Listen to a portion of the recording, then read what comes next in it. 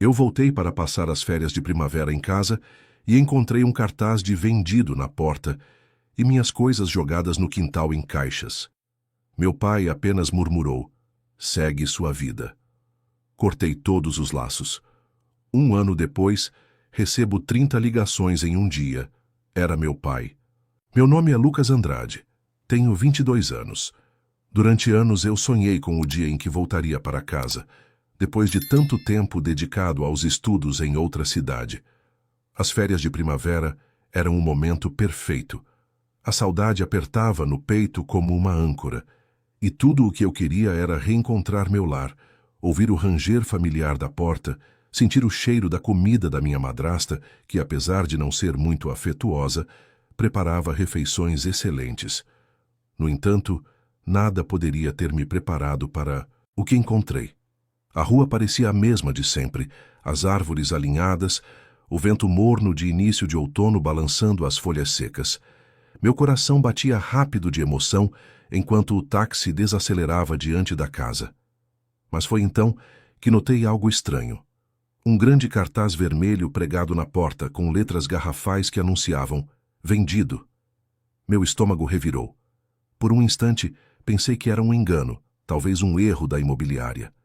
Desci do carro com a mochila nas costas e caminhei até o portão. Foi aí que vi minhas coisas. Minhas lembranças, minhas roupas, meus livros de infância, até meu violão. Tudo jogado em caixas de papelão no quintal, como lixo esquecido sob o sol. Algumas caixas já estavam rasgadas, expostas ao tempo, com as roupas sujas e amassadas, e os livros manchados pela umidade. Fiquei parado, tentando entender. O coração acelerado, a garganta seca. A casa que um dia fora o cenário das minhas memórias estava vazia. E então, vi meu pai. Ele surgiu na varanda, com a mesma expressão fria que sempre carregou desde a morte da minha mãe, anos atrás. Carlos Andrade, um homem de poucas palavras, e menos ainda de afetos. Ele me olhou por um segundo, que pareceu uma eternidade. Depois virou o rosto, como se a minha presença fosse um incômodo qualquer. Com passos lentos caminhei até ele. "Pai?" Minha voz saiu trêmula. Ele soltou um suspiro pesado, como quem precisa lidar com uma obrigação irritante, e murmurou: "Segue sua vida, Lucas. Já não há mais nada. Já aqui para você." Aquelas palavras atingiram-me com a violência de um golpe, sem qualquer explicação, sem qualquer compaixão. Era como se eu fosse um estranho. "Como assim? Você vendeu a casa? Onde eu vou ficar?" Perguntei, a voz embargada. Ele apenas deu de ombros, nenhuma resposta, nenhum abraço, nenhuma sombra de arrependimento. Atrás dele, minha madrasta, Marta, observava em silêncio, com um sorriso satisfeito e frio nos lábios.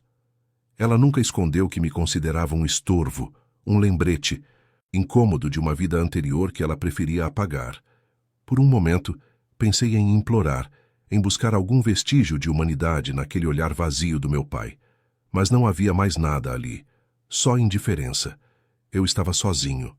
Peguei uma das caixas, sentindo o peso dos meus pertences e da minha solidão. A cada passo para longe daquela casa, uma parte de mim morria. O sol começava a se pôr quando, sentado na calçada com minhas caixas empilhadas ao lado, compreendi a dimensão do abandono. Meu telefone estava sem bateria e eu não tinha para onde ir. Nenhum parente próximo, nenhum amigo na cidade. Ali, sozinho, percebi que não era apenas a casa que havia sido vendida. Eu também fora descartado. As lágrimas vieram sem que eu pudesse controlar. Não apenas de tristeza, mas de raiva, de uma sensação profunda de injustiça. Eu tinha me esforçado tanto para ser um bom filho, para honrar a memória da minha mãe, para estudar e fazer algo da minha vida. E mesmo assim, fui tratado como um fardo a ser descartado. Ali, naquela calçada fria, prometi a mim mesmo: nunca mais dependeria de ninguém. Nunca mais mendigaria amor de quem não sabia amar. E foi exatamente nessa noite, quando tudo parecia perdido, que algo inesperado aconteceu. Uma mão estendeu-se para mim oferecendo ajuda. Mas quem era essa pessoa misteriosa? E por que ela parecia saber exatamente quem eu era? Eu ainda estava sentado na calçada, os olhos inchados de tanto chorar, quando percebi a sombra que se projetava sobre mim. Levantei o olhar enxugando o rosto com a manga da camisa e vi uma mulher de aparência serena, com cabelos grisalhos presos em um coque simples e olhos bondosos que pareciam ler minha alma. "Você está bem, rapaz?" perguntou ela, com uma voz suave. Hesitei por um momento. Estava desconfiado. O mundo havia acabado de me mostrar sua face mais cruel. "Sim, estou..." murmurei, tentando parecer mais forte do que me sentia. Ela se agachou diante de mim, ignorando as caixas espalhadas, e disse com firmeza: "Não parece. Venha comigo. Você não pode ficar aqui." Seu nome era Dona Teresa. Eu não a conhecia, mas ela morava 2 ruas acima e dissera que havia me visto crescer, mesmo que de longe. Soubera da venda da casa e da maneira como meu pai e Marta haviam se livrado de mim. A princípio hesitei. Era difícil confiar em alguém depois de tudo. Mas havia algo em seu olhar, uma mistura de compaixão e força, que me fez levantar e seguir seus passos. Dona Teresa me levou até sua casa, uma residência simples, mas acolhedora. As paredes eram cobertas por retratos antigos, móveis gastos pelo tempo, mas havia ali um calor humano que eu já nem lembrava mais que existia. Ela preparou um prato de sopa quente e me deixou comer em silêncio. Não me bombardeou com perguntas, não exigiu explicações. Apenas esteve ali. Após a refeição, sentamo-nos na sala. Foi então que ela falou com uma sabedoria que parecia atravessar gerações. "Sei que a vida nem sempre é justa, Lucas, mas às vezes, quando tudo nos é tirado, é porque algo muito maior está para ser dado." Aquelas palavras ecoaram em mim. Eu queria acreditar nelas.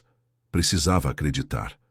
Naquela noite, dormi em um colchão improvisado na sala, rodeado pelo cheiro de café recém-passado e esperança. Os dias seguintes foram duros. Dona Teresa, com sua gentileza firme, não permitiu que eu me entregasse à autopiedade. Ela me ajudou a encontrar pequenos bicos na vizinhança, cortar grama, carregar compras, limpar quintais. Não era o que eu sonhara para minha volta para casa, mas cada moeda que ganhava com o suor do meu rosto era uma conquista. Um tijolo a mais na reconstrução da minha dignidade. Durante as noites, eu estudava. Usava a pequena biblioteca comunitária do bairro, devorando livros sobre administração e empreendedorismo.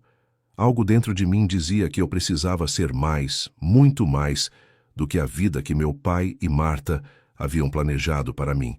Foi em uma dessas idas à biblioteca que conheci Rafael, um jovem empresário local. Ele percebeu minha dedicação e, impressionado, ofereceu-me uma vaga como auxiliar em sua pequena empresa de manutenção predial.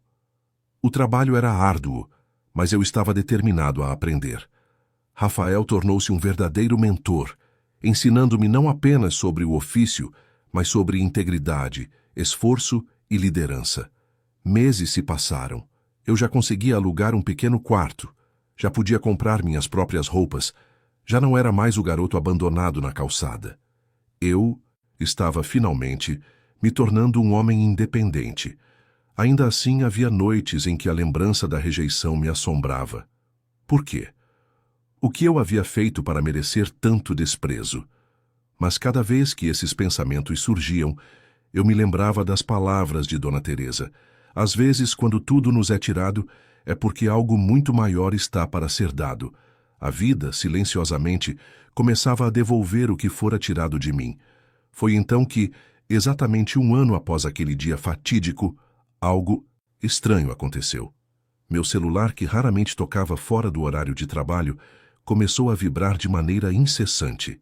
30 ligações perdidas, todas do mesmo número, e o nome que piscava na tela me fez gelar. Pai. O que ele poderia querer depois de tudo? Por que agora, depois de tanto tempo em silêncio? Respirei fundo, o coração disparado. Minha mão tremia ao segurar o aparelho. O que havia acontecido? Por que, justamente agora, ele buscava por mim com tanta urgência? O celular ainda vibrava em minha mão quando decidi enfim atender. Alô? Minha voz saiu fria, contida.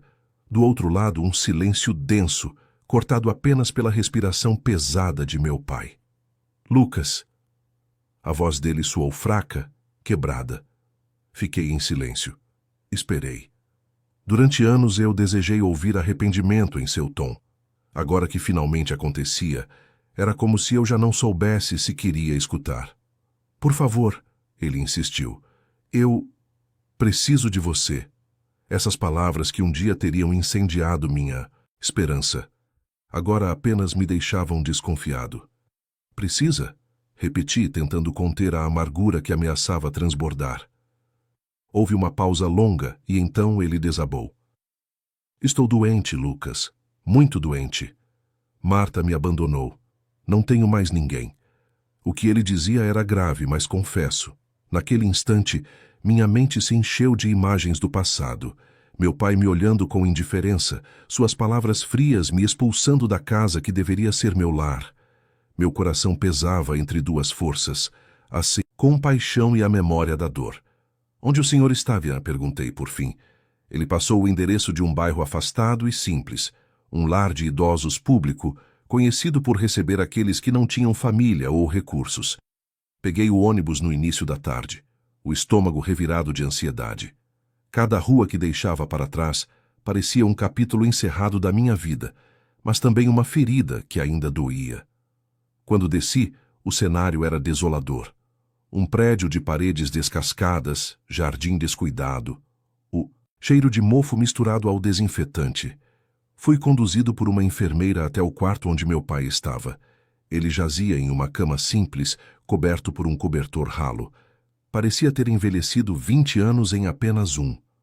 Seus olhos se iluminaram ao me ver, mas havia vergonha ali também. Uma vergonha que jamais vi antes. Obrigado por vir, filho, disse ele tentando se erguer. Permaneci em pé, imóvel, por alguns segundos. Havia tanto para dizer, tantas perguntas, tantos porquês. Por quê?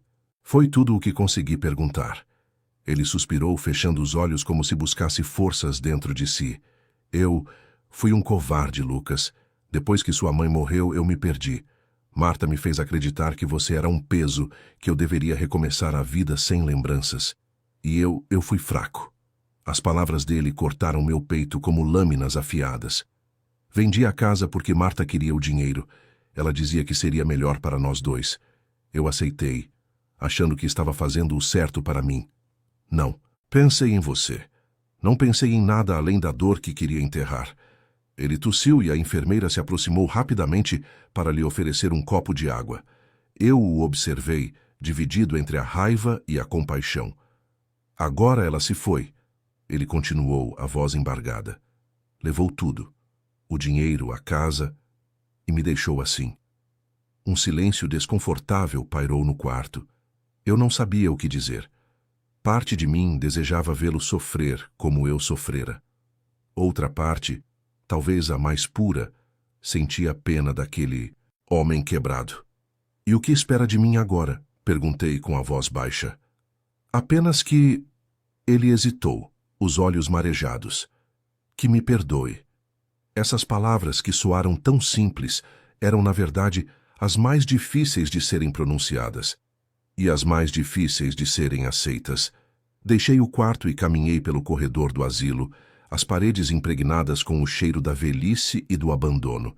Meus pensamentos fervilhavam. Poderia eu realmente perdoá-lo? Depois de tudo? O peso das decisões, do passado, da dor e da possível redenção pressionava meus ombros como uma corrente invisível. Foi quando, ao dobrar o corredor para sair, vi algo que me fez parar. Sentada em um dos bancos do jardim estava Marta. Sim, ela mesma. A mulher que havia arruinado a relação entre mim e meu pai. A mulher que aparentemente também fora abandonada pelo dinheiro que tanto buscara. Ela parecia cansada, envelhecida, o rosto duro e sem maquiagem. Ao me ver, levantou-se lentamente, com um meio sorriso. Estranho, quase irônico. Achei que você viria, disse ela cruzando os braços. Eu a encarei sem saber como reagir. O que ela fazia ali? E o que, afinal, ela queria de mim? Por alguns instantes, permaneci imóvel, encarando Marta. Era como se o tempo tivesse congelado, trazendo à tona todas as lembranças que eu preferia esquecer. Ela se aproximou com passos lentos, o semblante duro, os olhos sem brilho. Vejo que cresceu, disse ela, a voz carregada de uma ironia amarga. Está diferente. Respirei fundo, tentando manter a calma.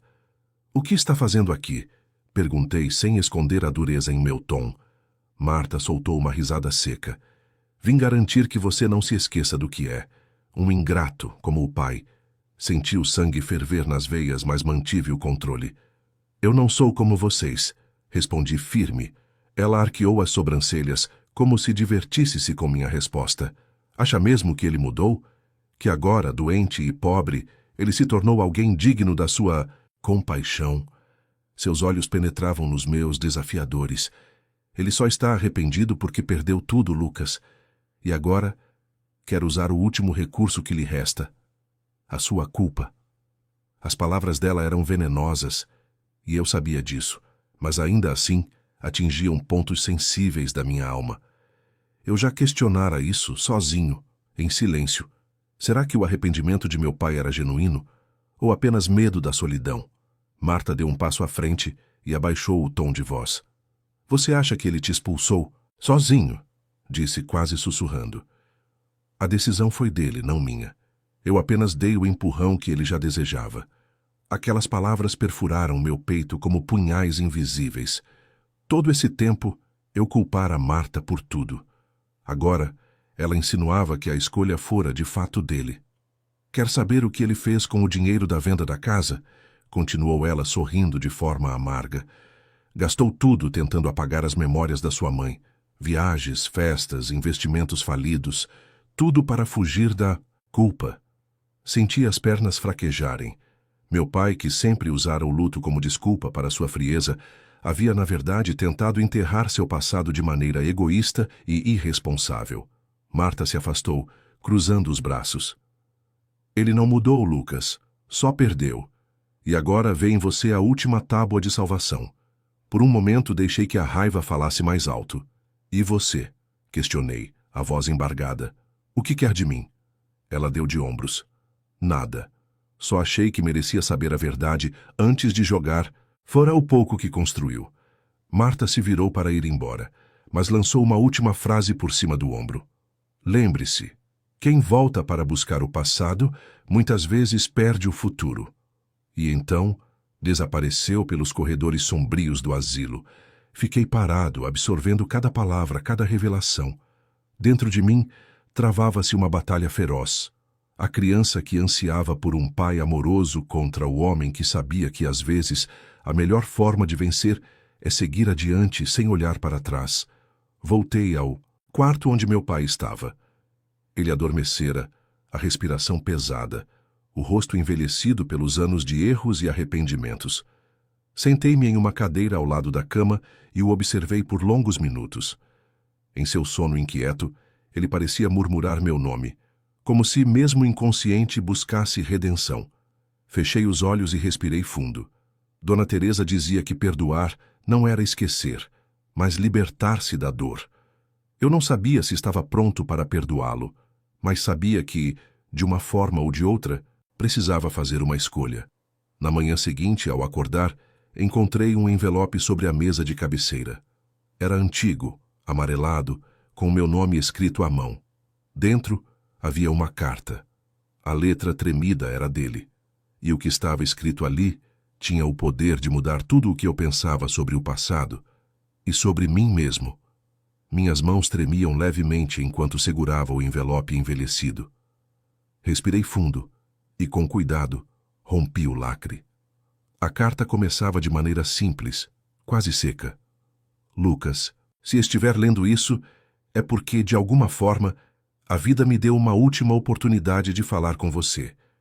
Sei que não mereço o seu perdão, e talvez nem mesmo a sua presença. Passei anos tentando apagar as lembranças, porque a dor de perder sua mãe me consumia dia após dia. Achei que expulsando você expulsaria a lembrança dela. Achei que vendendo a casa enterraria minha culpa. Fui tolo. Não percebi que, ao fazer isso, Não destruí a dor. Destruí a única parte boa que restava em mim, você. Parei de ler por um momento, as palavras se misturando com as lágrimas que insistiam em cair. Não espero que compreenda, e muito menos que aceite, mas se puder, siga sua vida sem carregar o peso que eu deixei em você. Seja melhor do que eu fui. Viva com amor, com verdade, com coragem. No final havia apenas uma frase, escrita com a tinta falhada e trêmula de quem já não tinha mais forças. Eu sempre amei você, mesmo quando fui incapaz de mostrar. Fechei os olhos e apertei a carta, contra o peito. A manhã avançava devagar, tingindo as janelas do asilo com um brilho dourado e sereno. Sentei-me novamente ao lado da cama, observando o rosto sereno de meu pai adormecido. Dentro de mim, algo mudava. Não era esquecimento. Não era conivência. Era a libertação do ódio que me consumia silenciosamente. Inclinei-me e, pela primeira vez em muitos anos, murmurei: eu o perdoo. Não sabia se ele ouvira. Mas naquele instante, compreendi que o perdão era, acima de tudo, um ato de amor próprio. Levantei-me com uma sensação estranha de leveza. Não carregava mais as correntes do passado. Não dependia mais do arrependimento dele para seguir adiante. Meu caminho estava à minha frente, limpo, livre. Sabia que poderia visitar meu pai, acompanhá-lo em seus últimos dias, mas agora por escolha, não por necessidade. E, acima de tudo, sabia que minha vida não seria definida pela dor que sofrera, mas pela força com que escolhi superar tudo aquilo. Saí do asilo caminhando com passos firmes. O céu estava limpo, e o ar da manhã tinha um frescor que parecia anunciar um novo começo. Olhei para o horizonte, sentindo, pela primeira vez em muito tempo, paz dentro de mim. Eu era livre, não porque alguém me libertou, mas porque eu escolhi não ser mais prisioneiro do passado. Algumas feridas nunca cicatrizam por completo, mas podemos decidir não viver sangrando para sempre. Perdoar não é esquecer o que nos fizeram, é lembrar sem dor, é seguir adiante mais forte. É entender que a verdadeira vitória é não permitir que o mal nos molde.